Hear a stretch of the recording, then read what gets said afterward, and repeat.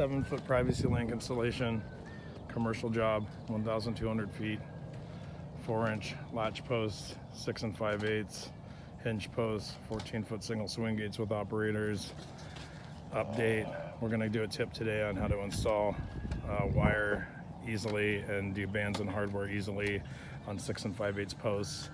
The bands are really tough. Usually use the 3/8 nut and bolt to fasten those because they're a little bit longer, but if you're using short bolts, 1.25" by 5/16 your standard fence bolts, get yourself a pair of channel locks, and those will help you to pinch your bands.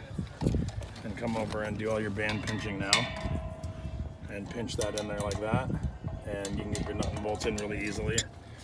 And one of the tips you want to do is get your tension bar, and you can get your wire set up where you can pull this a little bit closer and basically get your bands lined up, all of them, to where they're in a midsection like this.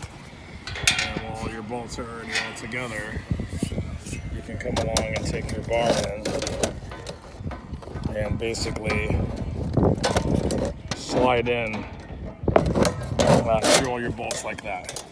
Then you won't have to fight your nuts and bolts while you're trying to deal with all the fabric at the same time.